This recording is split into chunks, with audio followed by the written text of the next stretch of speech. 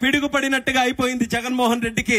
ఏం చేయాలో తెలియక వెంటనే ఫ్లైట్ వేసుకొని ఢిల్లీ వచ్చాడు. ఢిల్లీ వస్తే ఎంతమంది ఎంపీలు ఉన్నారు జగన్మోహన్ రెడ్డికి?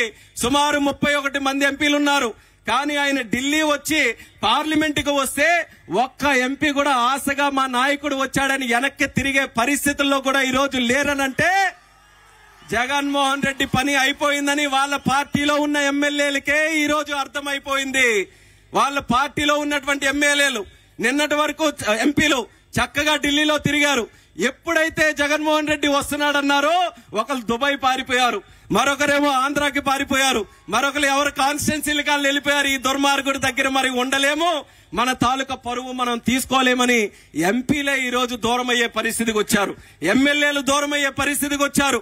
అంటే ఎంతో నమ్మకంతో నిలబెట్టినటువంటి ప్రజాప్రతినిధులే ఆయనకి దూరంగా ఉంటే నమ్మక ద్రోహం చేసినటువంటి ప్రజలు మనమందరం ఎంత గట్టిగా బుద్ధి చెప్పాలో మీరందరూ కూడా రేపు నిర్ణయించుకోవాల్సినటువంటి అవసరం ఉంది. ఇచ్చాపురం నియోజకవర్గంలో మాకెక్కడ కూడా సందేహం లేదు. రాష్ట్రంలో పరిస్థితులు ఎలాగున్నా, రాష్ట్రంలో ఎవరు ముఖ్యమంత్రి అవుతున్నట్టు ఉన్నా ఇచ్చాపురంలో మాత్రం ఎప్పుడు కూడా ఒకే తీరు, తెలుగుదేశం పార్టీ తీరు. ఏ ఎలక్షన్లు వచ్చినా సరే మన ఇచ్చాపురం నియోజకవర్గం స్వర్గీయ నందమూరి తారక రామారావు గారు వేసినటువంటి బీజం. యుగ పురుషుడు ఏ ముహూర్తాన్ని పార్టీ పెట్టాడో గాని ఇచ్చాపురం నియోజకవర్గానికి రాసినటువంటి పసుపు ఎన్ని సంవత్సరాలైనా ఎన్ని నాయకులు వచ్చినా సరే ఆ పసుపుని చెరపలేకపోయారు. ఈసారి కూడా అదే రకంగా మనమందరం కూడా కలిసికట్టుగా పనిచేయాలి. ఇచ్చాపురం నియోజకవర్గాన్ని మనం నిలబెట్టుకోవాలి.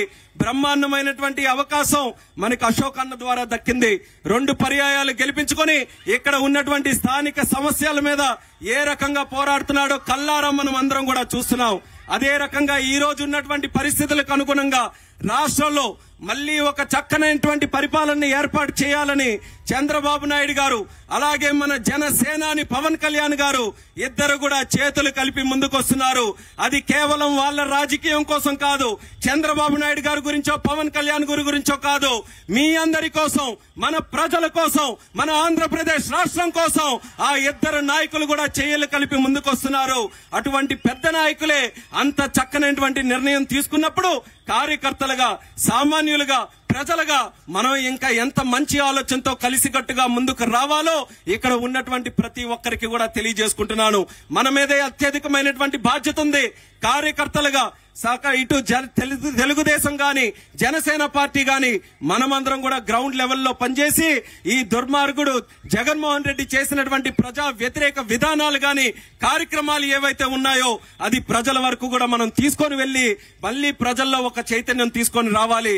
ఎందుకనంటే భయపెట్టాలని చూస్తున్నారు. ఆఖరి అస్త్రం కింద జగన్మోహన్ రెడ్డికి ధైర్యంగా వెళ్లి ప్రజల దగ్గర ఓట్లు అడిగేటటువంటి దమ్ము ధైర్యం లేదు. అందుకనే ఎవరెవరినో పెట్టి గ్రామాల్లో ఉన్నటువంటి ప్రజల్ని భయపెట్టి మరీ ఓట్లేయాలని అడుగుతున్నాడు. అందుకనే ఇచ్చాపురం నియోజకవర్గ ప్రజలందరికీ కూడా ఈ సభ సాక్షిగా అడుగుతున్నాను. పెద్ద పెద్ద తుఫానులు వచ్చాయి, మనకి ఎవరమైనా భయపడ్డామా అని మీ అందరికీ కూడా అడుగుతున్నాను. తిత్లీ తుఫాను వచ్చింది, నీలం తుఫాను వచ్చింది, ఫైలిన్ తుఫాను వచ్చింది, ఎన్నెన్నో పెద్ద పెద్ద తుఫాన్లు వచ్చాయి. కానీ ఇచ్చాపురం నియోజకవర్గ గుండెల్లో ఉన్నటువంటి తెలుగుదేశం పార్టీ మాత్రం చెక్కు చెదరకుండా ఉందనేది మీరందరూ కూడా గుర్తుపెట్టుకోవాలి. ప్రకృతి విధించినటువంటి విపత్తులకే భయపడకుండా ముందుకు నడిచినటువంటి వాళ్ళం మనం గెలిపించి కూర్చోబెట్టినటువంటి జగన్మోహన్ రెడ్డి మనల్ని భయపెడతాడంటే మనం భయపడతామా అనేది మీరు అందరూ గుర్తుపెట్టుకోవాలి. ధైర్యంగా ముందుకు రావాలి. ప్రజాస్వామ్యంలో ప్రజలదే గెలుపు ఉండాలి కానీ ఏ నాయకుడితో కూడా ఉండకూడదు. అందుకనే రాబోతున్నటువంటి కాలంలో ఇచ్చాపురం నియోజకవర్గం మళ్లీ గుర్తు చేసుకోవాలి. ఇచ్చాపురం నియోజకవర్గంలో ఎంతవరకు కూడా అభివృద్ధి జరిగిందనంటే అది తెలుగుదేశం పార్టీ హయాంలో జరిగింది. 2014 నుంచి 19 వరకు ఈ ప్రాంతంలో ఉన్నటువంటి ఏ సమస్య ఉన్నా సరే కోట్లాది రూపాయల నిధులు మన ప్రభుత్వంలో ఆ రోజు ఖర్చు పెట్టి అన్ని సమస్యలు కూడా పరిష్కారం అందించాం. ఎన్నో జియోలు తీసుకొని వచ్చి ఆ పనులన్నీ కూడా ప్రారంభించాం. ఆ రోజు జనసేనాని పవన్ కళ్యాణ్ గారు కూడా వచ్చి ఆ రోజు ఉద్దానం గురించి మాట్లాడితే డయాలిసిస్ సెంటర్లు కూడా అన్ని ఏర్పాటు చేశాం. పెన్షన్లు అందరికీ ఇప్పించే విధంగా చేశాం. ఇల్లు పట్టాలు ఇప్పించాం. చంద్రన్న బీమా చేశాం. పసుపు పెళ్లి కానుక ఇచ్చాం. అలాగే సంక్రాంతి కానుకలు ఇచ్చాం. ఎన్నో పసుపు కుంకుమ ఇచ్చాం. ఇలా ఎన్నో కార్యక్రమాలు తెలుగుదేశం పార్టీ హయాంలో చేశాం. ఇచ్చాపురం నియోజకవర్గ 4 దిక్కులు కూడా చూసుకుంటే ఇటు ఒరిస్సా వెళ్లడానికి గాని అటు సముద్ర తీర ప్రాంతాల్లో గాని ఎక్కడికి చూసినా సరే బ్రహ్మాండమైనటువంటి రహదారులు, బ్రిడ్జిలు కూడా మనం ఏర్పాటు చేశాం. ఆ రోజు మనకున్నటువంటి కెనాల్స్ కూడా రైతులకి సాగునీరు కోసం ఏవైతే ఉన్నాయో ఉన్నాయో సుమారు 4 కోట్ల రూపాయలు చంద్రబాబు నాయుడు గారి హయాంలో శాంక్షన్ చేయించి పనులు మొదలు పెట్టేసరికి ఆ రోజు ప్రభుత్వం లేకుండా పోయింది. ఈ పెద్దలందరూ కూడా వచ్చారు. ఈ రోజు ప్రభుత్వంలో ఉన్నటువంటి వారు ఆ రోజు ఎన్ని రకాలుగా కోతలు కూశారు. తెలుగుదేశం పార్టీ వాళ్ళు అవ్వదు, మళ్ళీ మా ప్రభుత్వం వచ్చిన తర్వాత మేము చేస్తామని 5 సంవత్సరాల్లో ఒక్క కెనాల్లో కూడా తట్టడి ఇసుక మోయనటువంటి ప్రభుత్వం ఏదైనా ఉందనంటే అది వైఎస్ఆర్ కాంగ్రెస్ పార్టీ ప్రభుత్వాన్ని తెలియజేస్తున్నాను. అందుకనే రైతులకి మళ్ళీ న్యాయం జరగాలనంటే, సాగునీరు ఇక్కడ చక్కనటువంటి పరిస్థితుల్లో ఉండాలనంటే మళ్ళీ తెలుగుదేశం జనసేన పార్టీలతో కలిసినటువంటి ప్రభుత్వాన్ని మళ్ళీ మనం ఏర్పాటు చేసుకోవాల్సినటువంటి అవసరం ఉంది. అది ఖచ్చితంగా చేసి తీరుతాం. లోకేష్ అన్న గారు కూడా ఆ విషయం మీద చక్కగా స్టడీ చేశారు. ఆయన కూడా మనందరికీ కూడా హామీ ఇస్తారు. అలాగే ఏ మిగతా కార్యక్రమాలు కూడా ఉన్నాయో తప్పకుండా అవన్నీ కూడా చేసి తీరుతామన్నది ఈ సభాముఖంగా మీ అందరికీ కూడా తెలియజేసుకుంటున్నాం. మాకు కావాల్సినటువంటిది ధైర్యంగా మీరందరూ కూడా నిలబడ్డాలి. ఈ 5 సంవత్సరాలు వాళ్ళు ఏమీ చేయలేదు, కానీ ఎలక్షన్లు వచ్చాయి కాబట్టి ప్రలోభాలు పెట్టడానికి, మీ తాలూకా మైండ్ ని ఏదో ఒక రకంగా డైవర్ట్ చేయడానికి అన్ని రకాలైనటువంటి అస్త్రాలు కూడా వాడతారు. అందులో సోషల్ మీడియా అత్యధికంగా వాడతారు. మీ మైండ్ ని డిస్టర్బ్ చేయడానికి అన్ని రకాలుగా కార్యక్రమాలు చేస్తారు. అలాంటప్పుడు మాత్రం నిబద్ధతగా చైతన్యవంతంగా మీరందరూ కూడా ధైర్యంగా ముందుకు నిలబడితే ఎటువంటి దుష్ట శక్తులు కూడా మన దగ్గరికి రావడానికి భయపడతాయన్నది కూడా మీ అందరికీ కూడా తెలియజేసుకుంటూ, ఇచ్చాపురం నియోజకవర్గం మీద అత్యధికమైనటువంటి నమ్మకం మా అందరికీ కూడా ఉంది. ఆ నమ్మకాన్ని నిలబెట్టడమే కాకుండా రాష్ట్రంలోనే అత్యధికమైనటువంటి మెజారిటీ మీరందరూ కూడా ఇప్పించాలన్నది ఇచ్చాపురం నియోజకవర్గ ప్రజలకు కూడా ఈ సందర్భంగా తెలియజేసుకుంటున్నాను. ఈ రోజు మన ప్రభుత్వం మళ్ళీ ఏర్పడిన తర్వాత బ్రహ్మాండమైనటువంటి అభివృద్ధితో మనం అందరం కూడా ముందుకు కొనసాగుదాం. ఢిల్లీ స్థాయిలో మీరందరూ కూడా చూస్తున్నారు. చాలా చక్కగా పోరాటం చేశాం 5 సంవత్సరాలు. లోకేష్ అన్న గారి తాలూకు ఆధ్వర్యంలో, చంద్రబాబు నాయుడు గారి తాలూకు ఆధ్వర్యంలో 3 ఎంపీలు ఉంటే ధైర్యంగా ఆ రోజు అన్ని రకాలుగా కూడా పోరాటం చేసి తెలుగుదేశం పార్టీ అనంటే తెలుగు ప్రజల గుండెల్లో ఉన్నటువంటి పార్టీగా సిక్కోలు తాలూకు గొంతును సైతం మనం పార్లమెంటులో వినిపించడం జరిగింది.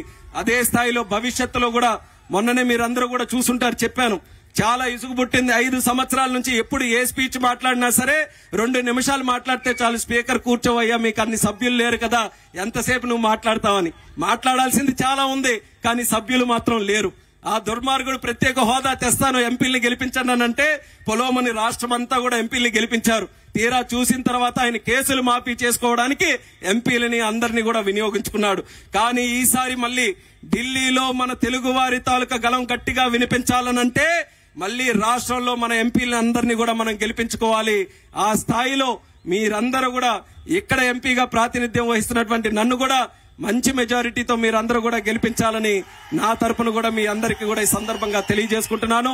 లోకేష్ అన్న గారు మీరు చూస్తున్నారు, ప్రతి రోజు కూడా కష్టపడుతున్నాడు. ఆ స్థాయిలో ఎన్నో అవమానాలు పడ్డాడు ఆయన, ఎన్నో రకాలైనటువంటి ఇబ్బందులు పడ్డాడు. కుటుంబ పరంగా గాని, వ్యక్తిగతంగా గాని, లేకపోతే రాజకీయ పరంగా గాని ఎన్నో అవాంతరాలు ఆయనకు వచ్చాయి. కానీ ధైర్యంగా నిలబడ్డాడు. నాయకుడు అనేటటువంటి వాడు ఓడిపోతే కింద పడిపోవడం కాదు, కింద పడిన తర్వాత తిరిగి లేచి మళ్ళీ ముందుకు నడిచేవాడే అసలైనటువంటి నాయకుడిగా నిరూపించి మంగళగిరిలో ఎక్కడైతే ఓడిపోయాడో అక్కడే నేను మళ్ళీ బ్రహ్మాండమైనటువంటి మెజారిటీ సాధించి గెలుస్తానని ఈ రోజు మంగళగిరిలో పోటీ చేయడానికి కూడా అభ్యర్థులు భయపడే పరిస్థితికి ఈ రోజు వచ్చారనంటే లోకేష్ అన్న గారి తాలూకా నాయకత్వం ఏ రకంగా ఉంటుందో మీరందరూ కూడా గమనించాలి. ఆయన కేవలం మంగళగిరికే కాదు, ఈ రాష్ట్రానికే ఒక ఉజ్వలమైనటువంటి భవిష్యత్తు ఇచ్చే నాయకుడిగా యువగలం పాదయాత్ర చేశారు. ఎవరూ చేయలేరని అన్నారు. 1 రోజు నడిచాడు, 2 రోజులు నడిచారు, ఆపాలని చూశారు, మైక్ ఇవ్వకుండా చూశారు, స్టేజులు వేయనివ్వకుండా చూశారు, బళ్ళు కదలకుండా చూశారు. ఖబర్దార్ అని చెబుతూ రాష్ట్రంలో సుమారు 3000 కిలోమీటర్లు పాదయాత్ర చేసి దేశంలో ఆ వయసులో చేయనటువంటి రికార్డుని సాధించినటువంటి వ్యక్తి మన లోకేష్ అన్నది కూడా తెలియజేస్తున్నాను. ఎందుకు చెప్తున్నానంటే కార్యకర్తలందరికీ కూడా ఒక నమ్మకం ఉండాలి. కార్యకర్తల కోసం ఆయన ఎక్కువగా పనిచేస్తున్నాడు. ఈ రోజు 20-30 సంవత్సరాలుగా కార్యకర్తలు చాలా కష్టపడుతున్నారు. కానీ ప్రభుత్వం వచ్చిన తర్వాత అనుకున్న విధంగా వాళ్ళందరికీ కూడా కార్యక్రమాలు జరగట్లేదన్న బాధ ఈ రోజు లోకేష్ అన్న గారికి ఉంది. అందుకనే రెడ్ బుక్ కూడా తయారు చేసుకున్నాడు. అవతల వాళ్ళు ఎవరైతే ఉన్నారో వాళ్ళందరి తాటి తీయడానికి ఆ రెడ్ బుక్ లో అన్ని కార్యక్రమాలు కూడా చేర్చుకున్నాడు.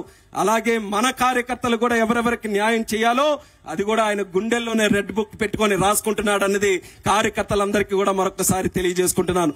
మరి లోకేష్ అన్న గారు ఈ జరుగుతున్నటువంటి శంఖారావం కార్యక్రమం మన నియోజకవర్గం మన జిల్లా నుంచి ప్రారంభోత్సవం చేయడం అనేది మనమందరం కూడా ఒక అదృష్టంగా భావించి ఈ శంఖారావం యాత్ర కూడా అత్యంత విజయోపేతంగా ముందుకు నడవాలని, రాబోతున్నటువంటి ఎన్నికలకి ఇది ఒక ప్రధాన అస్త్రంగా మారాలని ఆ స్వేచ్ఛావతి అమ్మవారికి ఈ యొక్క వేదిక ద్వారా మొక్కుతూ